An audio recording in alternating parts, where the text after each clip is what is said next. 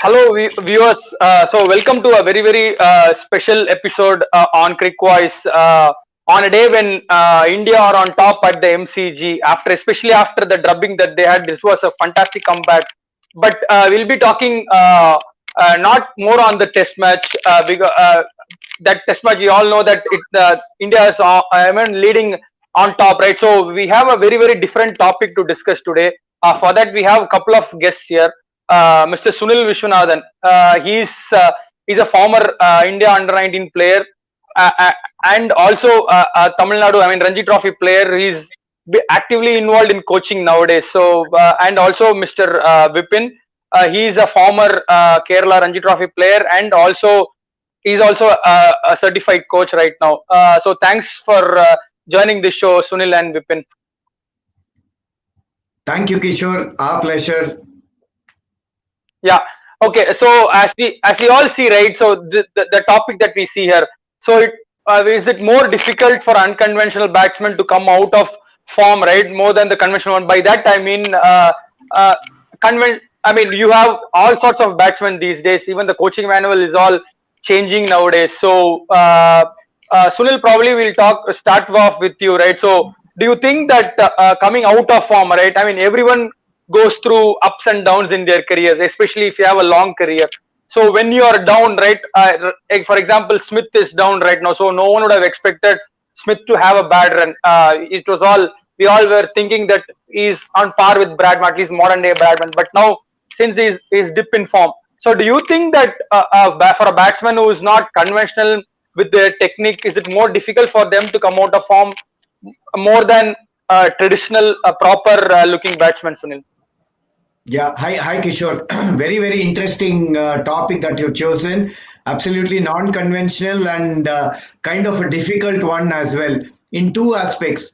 A, you cannot stereotype conventional and unconventional alone. For example, let's say for conversation's sake, grafters who like build their innings and then probably on the other spectrum are flamboyant stroke makers, right? So my point of view is it is not just pertaining to the individuals or the style of play, being conventional or unconventional. It is a broader picture. It is how much the captain is backing you. It's how much the team management is backing you to overcome the slump in form. You have been a batsman. We all understand, right? So I always tell the kids that I coach, even if you have 6 Virat Kohlis in the team, top 6 Virat Kohlis, all the batters are Virat Kohlis or all the batters are Sachin Tendulkars. Not all 6 will be doing well on that particular day or that particular match or even that particular series, right? So 2 of the Kohlis will be in great form. 1 Kohli will be in mediocre form, or probably 2 Kohlis will be like woefully out of form. That's the way the game goes. That is kind of inevitable. That would be my start point. That anybody is bound to go through this, and to classify as conventional and unconventional is not stereotyping. We cannot stereotype. Like the unconventional will come out earlier or the conventional. There has been hit and misses on both ends of the spectrum. That's my point of view. And generally, as a batsman, what is this lack of form? It is more of a state of mind. We've heard this great story about Greg Chappell when he was going through a bad run or a run drought, as it's called. One somebody from the spectators apparently called and said, "Hey, Greg, start watching the ball." And Greg has he's told this in many interviews. Like probably I was doing everything else but watching the ball because of all the clutter that happens or accumulates when you're not in the good form or when you're not amongst runs. And he said, that small tip actually turned things around for me. So as I said, it's a whole thing, a whole lot of ecosystem and the individualistic personality also that matters. I would like to hear Vipin before I elaborate on this. Yeah. Thank you, correct. Vipin, go ahead. Yeah. No, first of all, thank you, Kishore, for giving us an opportunity to talk about this great topic. as Sunil has rightly said, this player is coming back to five, whether he's an unconventional or a conventional back, the team backing is equally important. But for me, I would like to slightly differ on that. The thing of conventional and unconventional cricket, if you see like a player like Sachin Tendulkar, or if you see like a player like Steve Smith, you can see the stands might be a bit more funny, like if you can see Shivnarine Chandrapal. But for all the greats to make these runs, you have to closely watch at the time when they meet the ball. It will be more or less the same. I would like to slightly differ, but we on to the eye they might look unconventional, but they are doing the right things right. So I think, as Sunil rightly said, coming back into form and slump of form is a state of mind, because cricket at the top level is 99%. What you say? It's mental skill and 1% of skill, I would say. So Uh, it's uh, striking uh, that uh, right balance. agree, Vipin, because as you said, right, as you brought Steve Smith, he must be doing something right to be scoring at, scoring so much runs, right? Averaging 60 in Test cricket is not a joke. So we are not talking about, he's not. The point. What I wanted to, drill down here is, meaning, definitely he's. I mean, if you see the coaching manual, right? Your coaching manual says, if the ball is pitched up, you take your left foot forward and you just defend there. But more from a Steven Smith style of batting, right? You have to be extraordinary close to him for him to come on the front foot. Most days he's happy going on the back foot and playing on the ball, right? So now that Yeah. now that he's not scoring runs, all of a sudden, if you can see, right, even today, when you see today's game, he's not scoring runs. So when the normal delivery that he generally clips the ball, he missed it today and he was clean bowled. So what I'm trying to say is, when you're not scoring runs, but because these kind of batsmen, right, who are not going by the manual, everything is there in the head, as you said. So when you're Yeah. not getting the runs, suddenly this becomes a talking point, right? So that is where I was coming from, Vipin. Absolutely, Kishore. Absolutely. I mean, I would like to elaborate on where I started. So, conventional or non-conventional, everybody has their way of coming out of form, right? So, I was a grafter, for example. The grafters will try to fight it out. You will be beaten 1,000 times. They will drop catches 5 times, 10 times. But then you wither all that and you get yourself or help yourself into a scratchy 30, sometimes a scratchy 40, or sometimes a 30 not out, if you're playing a lower middle order. So what it does is, for all the players or the youngsters watching this, that innings is extremely important. Why? Because it is not for that innings alone. It's going to help you get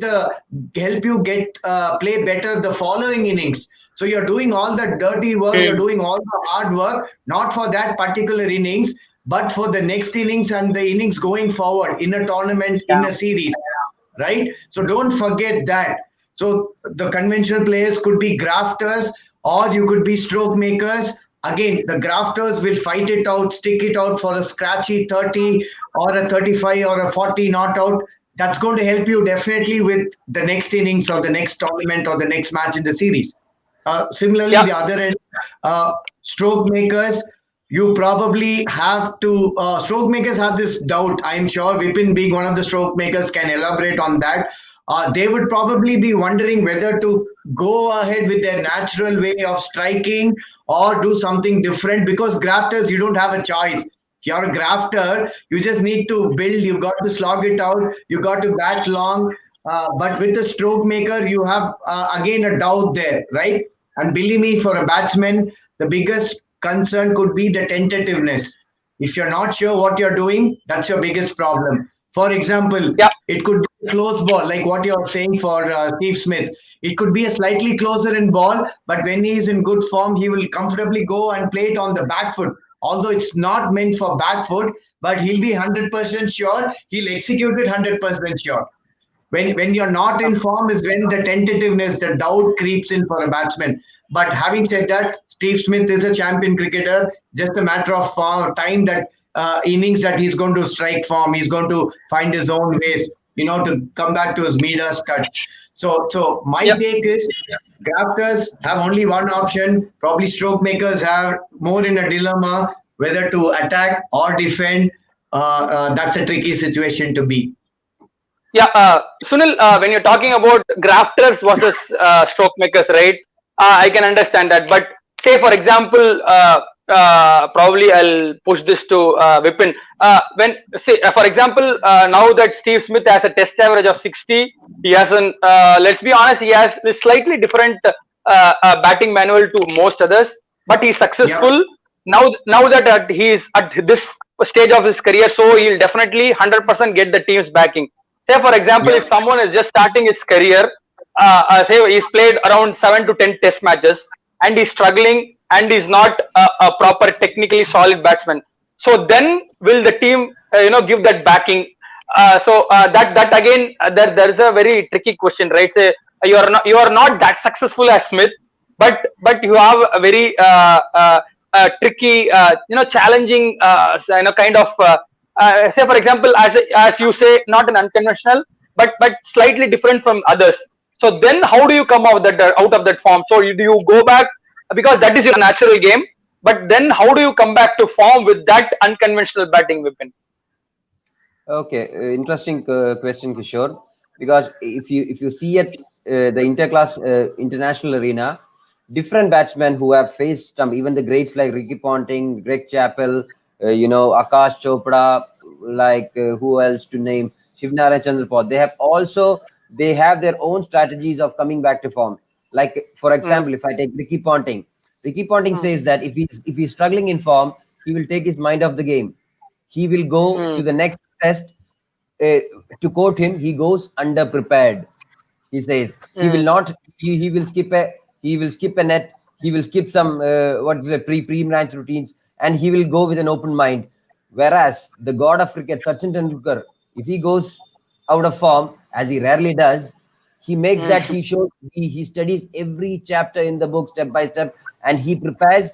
Like if he says playing in Wankhede, he'll go to Wankhede, he'll have a center wicket knock. If he's going in Chepauk, he will have a center wicket knock. So the preparation is different. So this preparation is a process that will give you confidence as a player.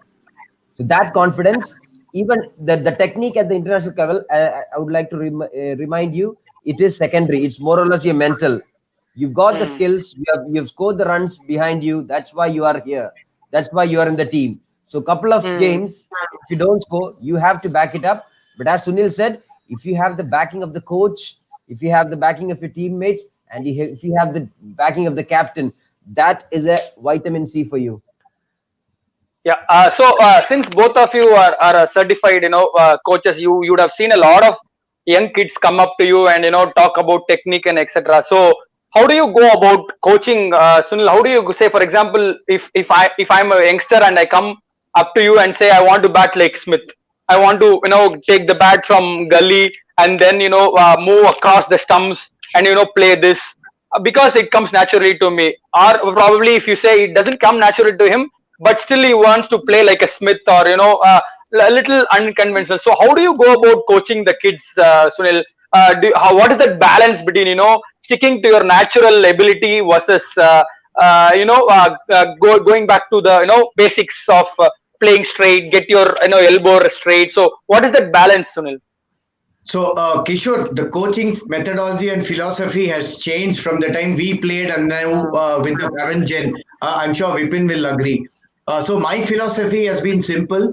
Technique. Why do you need technique as a batsman? Is to score runs. core But for a bowler, especially a fast bowler, you need technique. A, of course, to be successful to get wickets. B, also to check on your injuries. Like today, Bumrah would mm, not have been a Bumrah if the code changed, or a Malinga will not be a Malinga. But let's not yeah. get carried away with what they are doing. Even Steven Smith or Shivnarine Chandrapal, for example, as Vipin pointed out a little earlier, Chandrapal and Smith will be doing a lot of things prior to actually getting the ball or prior to the bowler's release. But there are some key aspects which are non-negotiable for a batsman. For example, you can do whatever you want. A, it cannot be haphazard. It has to be a routine. Now, Steve Smith Mm, exactly knows how many times he taps his pad or how many times he touches the box or gets ready, right? That's a routine. So it cannot be haphazard. And number two, whatever movement you're doing, as soon as the bowler loads, your head's got to be still. Doesn't matter. You can do a lot of yeah. things prior to that. Especially with the bowler, he's effective, but if he's heading for an injury, if he's having a mixed action, or if he is doing something very unique and weird, we got to intervene and say, you know what, this is working for you, but in the long run, this might cost you this trouble. So you have two options. A, try and remodel your action, or B, try and strengthen that particular muscle, for example a side strain or a knee or a stress on the shin or the back. So you can foresee, like, if this kid is going to be continuing, he is heading towards an injury. So as a coach, I think it's our responsibility. And as I said, the methodology has changed. It's no longer, hey, do what I say. It is more about letting the kids explore and say, you are doing this right. You could do this better. And these are the options. Why don't you try? I think that is how coaching has evolved. And that is my simple philosophy. Keep it simple. But there are some basics which are non-negotiable. You need a foundation. You cannot get carried away watching AB de Villiers. AB de Villiers didn't do what he was doing when he was 12, 13 and 14. He had a strong foundation and he could do what he's doing today because of the strong foundation. Vipin, your take on coaching the kids, striking that balance, Vipin? Absolutely, I'm 100% with Sunil. As you said, coaching has evolved a lot. As per se, cricket has evolved a long way over the last 10 years with the invasion of technology. And as Sunil said, if me and Sunil were coaching an academy in US, is American Cricket Academy. So he was the main coach there, and I went there to coach last summer. I saw a guy who was bowling with a normal action one day. The next day, he was trying to bowl in as a boomerang. So I said, yes, this was interesting. Obviously, the kid was trying to copy his role model in the international level. So I gave him some time.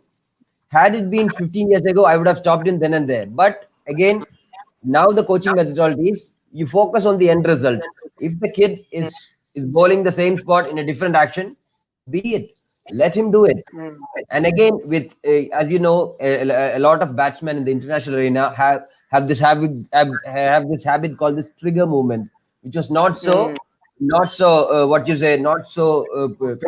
earlier. Yeah, it was not prominent earlier. But nowadays, even though if somebody is not knowing what a trigger movement is, he's seeing Virat Kohli on TV, he's shuffling across, he is doing it. But my judgment as a coach is that helping the kid to play better? If it is, I will definitely encourage the kid. Otherwise, I'll have to nudge him here and there just to fine tune him, because coaching nowadays is more or less man management. You have to get into the head of the kid rather than into his technique. If you can get some idea drilled down here, the rest things falls in place very easily. Yeah, I would like to add a quick point to that, Kishore. See, it's all about, as a coach, knowing when to intervene and when not to, right? Probably in our playing days, when we batted for 10 minutes, somebody would come in every second ball and say, do this, do that. Gone are those days. You can't do that. Okay. Yeah. So you need to clearly know when to intervene, when to let them be. And sometimes it's not, they have to explore and learn themselves. Like you are teaching some kid a cut shot, for example, and he's not getting it right. Be patient with them. As a coach, I will categorize kids into 3 brackets.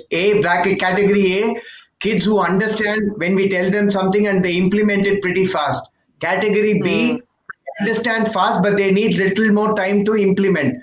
Category C, they need time to even understand what you're saying.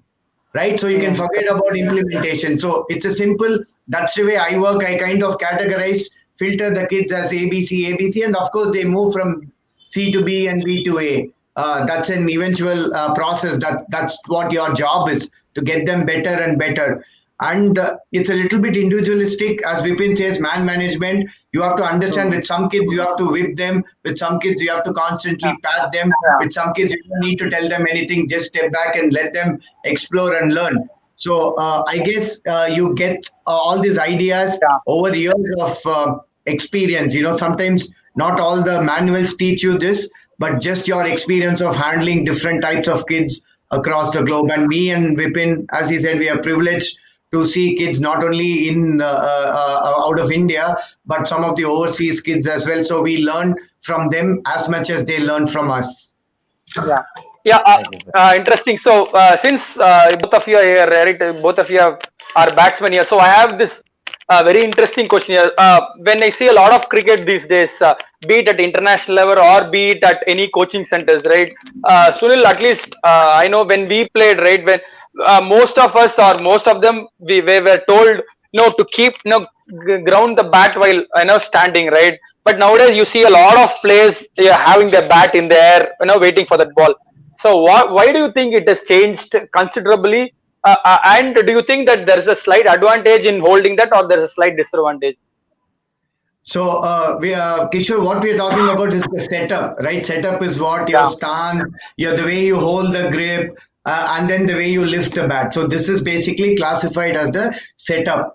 Now, today's coaching theory is definitely evolved to the extent saying that as what is comfortable for that kid or player, right? That's the first priority. It's not what is written in the manual.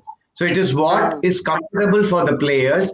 Again, as I said, some things are completely individualistic and comfort based, whereas some things are non-negotiable. For example, your head position. mm, Head is the most critical part in cricket. mm, Literally and physically and mentally. So as we say, cricket is played between both the ears because you need to be thinking. So for that reason, yeah. head is important. And also, whether you're batting, bowling, or fielding, your head is very, very, very critical. It's the heaviest part of the body, and your body follows the head, right? Mm, So to your question, if the kid is very some tall kid, if he's going to tap the bat down now his head, because his head position is going to fall over. We don't want that. So by him mm, keeping the bat up, if his head is going to be comfortable and straight, why not? yeah. Right? So certain things I will let the kids do there for their comfort factor, like moving around or certain habits or certain routines. But certain things, as I said, once the bowler loads up, your head being stable, your head being still is non-negotiable. So that we need to convey to them, and I believe in telling them the why of doing things.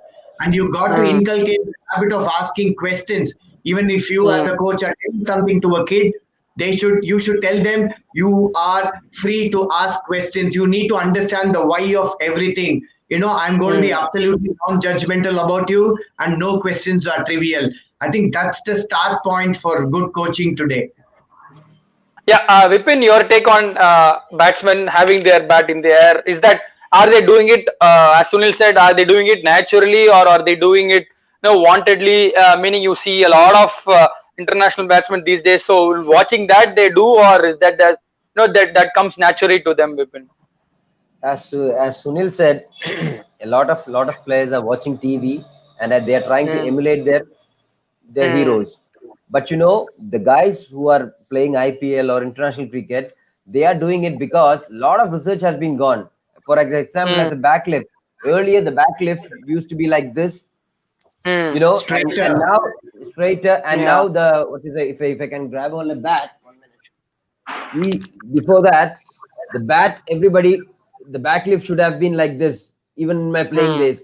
Now they came the theory that slightly open it up Open. so that the downswing comes much more faster, because the this is the resistance The of the conventional way. downswing will be much lesser if you slightly open the bat up. And also in the process, the bottom hand domination, it will, the top hand will be dominating the bat rather than the bottom hand. So it's killing two birds in one stone. Yeah. So that is the level of technology we are talking with. So again, as Sunil said, I can tell the kid this is the right way to do it, but whether the kid can do it, you have to give him some time, let Yeah. him experiment with it, let him sleep over it, and let him come back after a week and say, Coach, yes, this is suiting better, or Coach, this is nothing for me. Yeah, this doesn't work. It's Yeah. kind of So you trial and have error at times, Kishore. With some kids, it's trial and error. You throw them options, you see what works best for them, you let them explore it for themselves and come back and say, Coach, I'm comfortable with this. Can we stick to this more? Or I'm not comfortable, as Vipin says. So I think first things first, coaching, the relationship between a coach and the trainee has changed drastically, right? It's no more like my way or the highway. Saying that these are the options, why don't you figure it?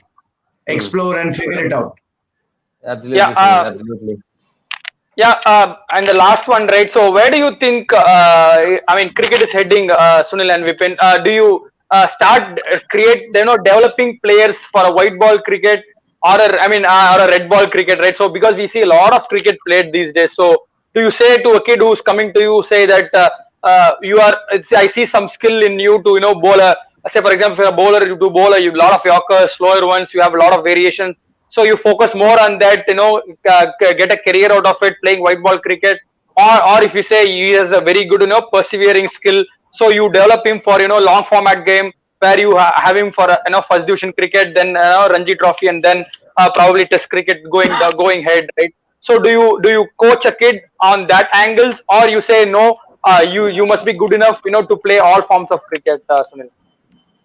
See, my take on this, Kishore, is every kid playing cricket, obviously, it's a sport they need to enjoy first. So you have to ensure your sessions are safe, physically, Mm, emotionally, mm, and then you also make them have fun. Okay. And the third part is the learning, according to me. Learning is third on the list, right? mm, I believe you you can't classify them too early in their careers, right? So probably mm, up to at least 16, you got to mm, ensure that they have their routines, they have their systems set, and a little bit of their mm, foundation in their own way.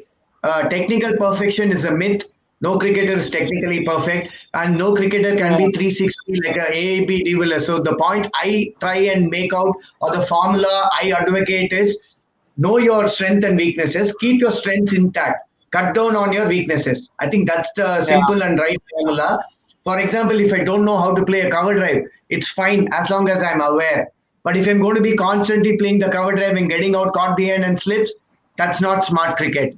So, yeah, and today's world, the base is to be a good athlete first, the athleticism, right? You got to be a mm, good athlete. You need to be able to jump, catch, run, hop very well. That's the start point, being a good athlete. And then you can become a good cricketer, good soccer player, good basketballer, whatever the sport may be. So, first things first, build a good athlete in your trainees, okay? And then B, as much as possible, the foundation embedded in their own way, right? And then give room for the individuals to yeah, flag depending on his or her style of play.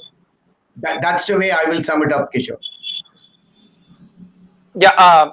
So, Sunil and Vipin, so you both would have seen this test match, right? Sunil, you being a gritty, tough cricketer, that you must have enjoyed Rahane's innings, isn't it? I mean, we can probably keep this short to finish this off, probably on a good note, Sunil. Absolutely. I've always seen Rahane do this. I don't know the year, but he got a brilliant 100 on a green top and at Lords, when India Yeah, toured. And then he has this knack of scoring runs against good quality bowling. And he's a typical Mumbai bred cricketer. You can see that yeah, kind of culture in him in terms of fighting it out. And what a time to get it and pull the team out of the woods, especially after the 36 all out debacle. I think it's been a phenomenal turnaround of things. And let's not forget Pant, although he got 28-30, that partnership was crucial. Same thing yeah, with Jadeja. yeah. Let's not forget Jadeja's contribution, but truly commendable captain's knock. He led from the front and made things happen for himself and the team. Yeah, Vipin, your thoughts on Rahane's innings and India's comeback as a whole from the last test? Taking with Sunil's point, Rahane is a typical class example of a test player because he's Mm, been not bothered with any of these things. So he is, his technique and his mental space is suitable for red ball cricket. And again, as Sunil said, I was again mentioning the brilliant 100 he got against Lords. And being from Mumbai, they are known to be mm, gritty. And when mm. adverse situation comes, it brings the best out of players. So Rahane just showed, as a skipper, he was stepped up. The team coming after a defeat, and this is the way, this is the stature of the player that Rahane is. And Yeah, coming back to the point what Sunil said, the future cricket, the way I see it, there will be players will be coming up to the coaches and say, "Coach, I want to be a T20 cricketer. Coach, I want to play red mm, ball cricket. Coach, I want to be white ball mm, cricket." That is the future of cricket. I see the way it is, because Yeah. like any other profession, you approach. You're a lawyer. You take criminal law, you take civil law, you take corporate Mm, law. I think that's the way we are heading to, because there's so yeah. much of with the T20 cricket all over the world. There is so much options, so much a career at stake for all the cricketers to grab. So why not take By the it? Yeah. way, Kishore, Vipin is a lawyer by qualification. So, rightly, Oh, he pointed out the different aspects of practicing law. yeah. That's a deadly combination. Lawyer, certified coach, Ranji cricketer. That's a Former very, very, cricketer, yeah.